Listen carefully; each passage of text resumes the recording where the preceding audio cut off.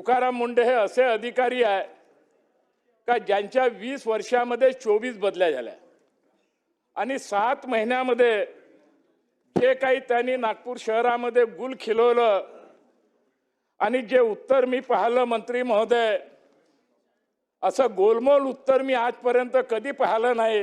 या गोलमोल उत्तरावर आपण लक्ष केंद्रित न करता अगर आपण सत्याची बाजू अगर केली तर आज तुम्ही तुकाराम मुंडे यांना डिसमिस या ठिकाणी करणार आहे। आर्थिक व्यवहाराच्या बाबतीमध्ये ईओडब्ल्यूने त्यांना क्लीन चिट दिलेली आहे। आपल्या समोर जी लक्षवेधी आलेली आहे, शायद मला असं वाटतंय का महाराष्ट्रामध्ये एखाद्या IAS अधिकाऱ्याच्या विरुद्ध त्याच्या नावाने बहुतेक हे पहिली लक्षवेधी असेल। नागपूर महानगरपालिकेमध्ये नाही ठरलं मग अध्यक्षांनी शब्द दिला होता सकाळची लक्षवेधी येणार आहे आता झाली किती येणार आहे? सकाळपासून थांबलो आम्ही। या बोला अध्यक्ष महोदय, महानगरपालिकेमध्ये तुकाराम मुंडे हे 28/1/2020 रोजी नागपूर महानगरपालिकेमध्ये रुजू झाले आणि अध्यक्ष महोदय त्यांच्या 7च महिन्यामध्ये हा कार्यकाल करून ते दुसरीकडे रवाना झाले। महाराष्ट्राच्या इतिहासामध्ये तुकाराम मुंडे हे असे अधिकारी आहे का ज्यांच्या 20 वर्षामध्ये 24 बदल्या झाल्या आणि 7 महिन्यामध्ये जे काही त्यांनी नागपूर शहरामध्ये गुल खिलवलं आणि जे उत्तर मी पाहिलं मंत्री महोदय, असं गोलमोल उत्तर मी आजपर्यंत कधी पाहिलं नाही आणि मला मंत्री महोदयाकडून अपेक्षा आहे त्या अधिकाऱ्यांच्या भरोशावर न राहता या गोलमोल उत्तरावर आपण लक्ष केंद्रित न करता अगर आपण सत्याची बाजू अगर केली तर आज तुम्ही तुकाराम मुंडे यांना डिसमिस या ठिकाणी करणार आहात। अध्यक्ष महोदय, आल्या तुकाराम मुंडेंनी काय केलं? रामनाथ सोनवणे म्हणून कार्यकारी अधिकारी स्मार्ट सिटीमध्ये होते। आल्या त्या व्यक्तीने त्या अधिकाऱ्यांनी तुकाराम मुंडे आल्याबरोबर राजीनामा दिला आणि ते बाहेर रवाना झाले। आणि तुकाराम मुंडे हे असे प्रेमी होते, विकासाच्या नावावर तर अध्यक्ष महोदय हे झिरो होते, लेकिन मीडिया आणि NGOच्या नावावर हे खूप फेमस होते, हे खूप प्रेमी होते। जिथं जायचे तिथं अधिकारी पोचत नव्हते, परंतु मीडिया आणि NGO हे पहिले त्या ठिकाणी पोचत होता आणि म्हणून या लक्षवेधीला थोडा वेळ लागू शकते आणि म्हणून मंत्री महोदयाकडून आमची न्याय होण्याची या ठिकाणी अपेक्षा आपल्या सगळ्याला आहे। त्या काळामध्ये अध्यक्ष महोदय कोविडचा काळ होता। या कोविडच्या काळामध्ये नागपूर शहरामध्ये अनेक प्रकारचे हॉस्पिटल आहे, स्कोपमध्ये हा विषय नाही आहे, परंतु अनेक हॉस्पिटल आहे, सरकारचे हॉस्पिटल आहे, महानगरपालिकेचे हॉस्पिटल आहे, प्रायव्हेट हॉस्पिटल आहे। परंतु या कोविडच्या काळामध्ये नागपूरवरून तर 35-40 किलोमीटर काटोलच्या रोडवर 5000 बेडचे हॉस्पिटल खुल्या मैदानात टाकलं, खुल्या मैदानात। आणि सर दुसऱ्या दिवशी वाराधून आली आणि पूर्ण ते 5000 हॉस्पिटल ते बेड टाकलेले सर्वनाश झाले। लगभग 40 करोड रुपयाचं नुकसान या तुकाराम मुंडेच्या माध्यमातून या ठिकाणी झाला। अध्यक्ष महोदय, या ठिकाणी महानगरपालिकेचे जे कर्मचारी होते, क्लास 4 कर्मचारी होते, तोही आजच्या याच्यामध्ये स्कोप नाही आहे, कारण मी त्यांच्या 7 महिन्याचा कार्यकाल अध्यक्ष महोदय आपल्याला सांगत आहो। महानगरपालिकेमध्ये तुकाराम मुंडेजी आले आणि 17 कर्मचारी जे क्लास 4 कर्मचारी होते। कृष्णाजी, आता याच्यावरती प्रश्न विचारा।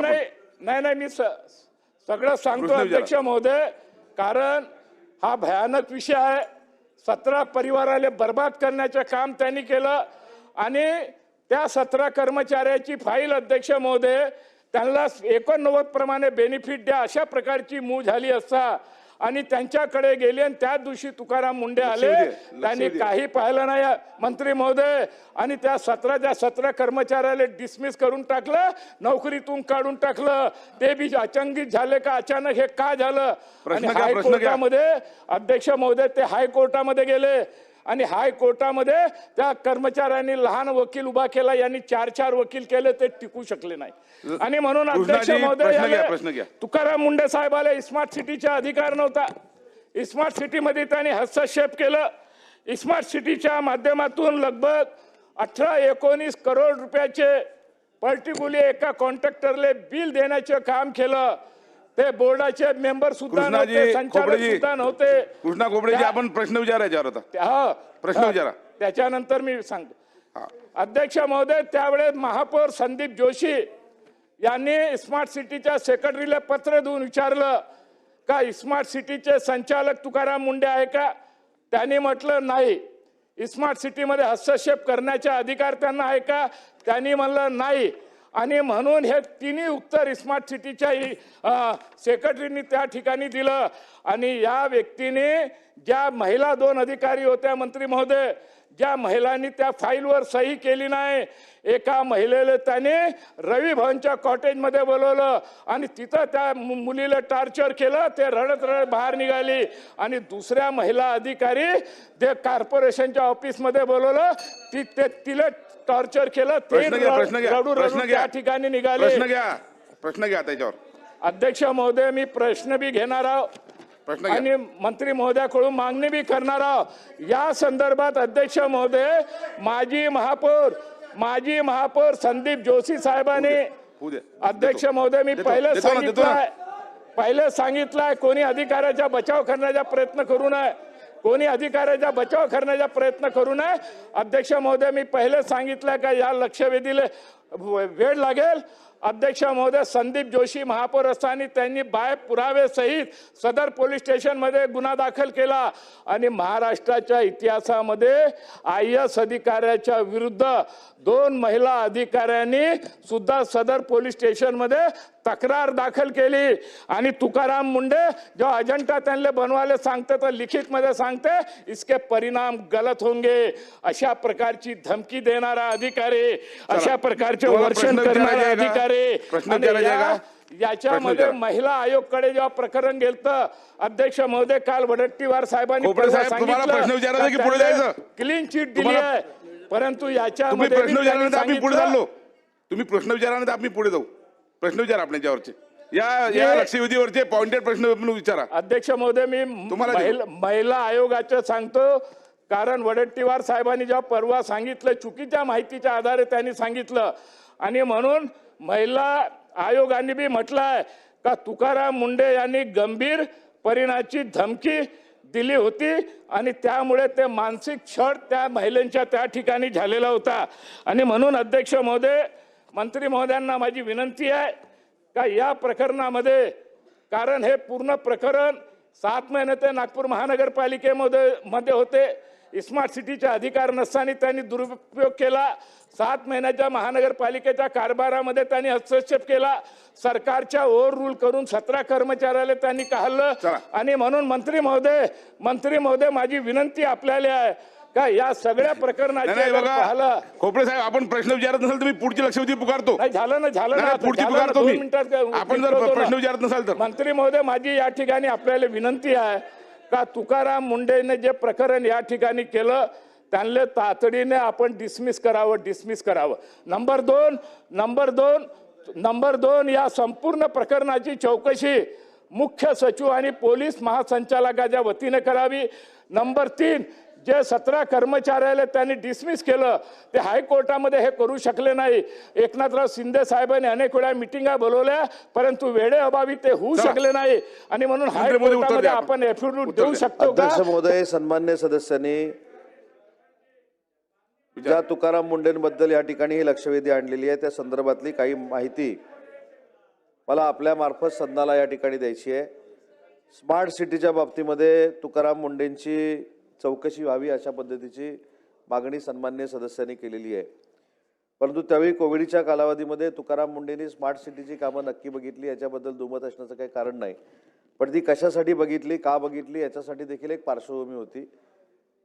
मुंबईचे BMCचे आयुक्त हे स्मार्ट सिटीचं हे काम बघणार होते, परंतु कोविडच्या संपूर्ण त्या वातावरणामध्ये त्यांना सांगितलेलं होतं की या संदर्भामध्ये आपण आयुक्त म्हणून ही कामं बघावी. त्याच्यानंतर त्याची ऑर्डर देखील तत्कालीन मुख्यमंत्र्यांनी काढलेली होती. काही कालावधी न काढली, पण त्याच्यानंतर मुख्यमंत्र्यांनी त्यांची ऑर्डर देखील काढलेली होती. सन्मान्य सदस्यांनी 20 कोटी रुपयाच्या बिलाचा जो या ठिकाणी उल्लेख केला त्याच्या संदर्भामध्ये 2 इन्क्वायऱ्या त्यांच्या चालू होत्या. त्याच्यातली एक इन्क्वायरी ही पोलिसांच्या मार्फत चालू होती आणि त्या अधिकाऱ्यांनी जी माहिती घेतली, अहवाल दिला, त्याच्यामधनं देखील त्यांना क्लीन चिट मिळालेली आहे. आणि दुसरी इन्क्वायरी त्यांची चालू होती ती EOW कडनं चालू होती, आर्थिक गुन्हे शाखेकडनं, आणि त्याचा अहवाल देखील माझ्याकडे आहे. त्या अहवालामध्ये त्यांनी 20/11/2025ला स्पष्ट अहवाल शासनाला असा दिला आहे की स्मार्ट सिटी नागपूर यांची जी काही CEO म्हणून नेमणूक केलेली होती त्याच्यामध्ये 16 कोटी की 18 कोटी रुपयाचं जे देयक काढलेलं होतं ते देखील योग्य प्रक्रिया राबवूनच काढलेलं होतं असं EOWचं म्हणणं आहे. दुसरं म्हणणं आहे की सदर आर्थिक व्यवहार कंपनीने ठरावाद्वारे मंजूर केलेला आहे, त्याच्यामुळे याच्यामध्ये कुठचाही गैरव्यवहार झालेला नाही असा अहवाल EOWनं सादर केलेला आहे. दुसऱ्या 2 महिला भगिनींच्या बाबतीमध्ये सन्मान्य सदस्यांनी जो मुद्दा मांडला त्याच्यामध्ये रस्तोगी मॅडमच्या अध्यक्षतेखाली एक समिती आहे, त्याच्यामध्ये अनेक महिला वरिष्ठ अधिकारी त्याची चौकशी करतायत. ती चौकशी देखील शेवटच्या टप्प्यामध्ये आलेली आहे. तो अहवाल ज्यावेळी आपल्याकडे प्राप्त होईल त्यावेळीच आपण ती कारवाई करू शकतो. तो अहवाल प्राप्त झाल्यानंतर सन्मान्य सदस्यांनी जी भूमिका एका विषयाची मांडलेली आहे, कारण एक विषय तर तुम्हाला मी सांगितलं आर्थिक व्यवहाराच्या बाबतीमध्ये EOWने त्यांना क्लीन चिट दिलेली आहे, परंतु महिला भगिनींच्या बाबतीमध्ये जो प्रसंग घडला आहे असं सन्मान्य सदस्यांनी सांगितले. त्याची चौकशी सुरू आहे. त्याचा अहवाल 15 ते 20 दिवसामध्ये किंवा 1 महिन्यामध्ये शासनाकडे येईल आणि त्याच्यामध्ये जे काय नमूद असेल त्या पद्धतीनं कारवाई केली जाईल.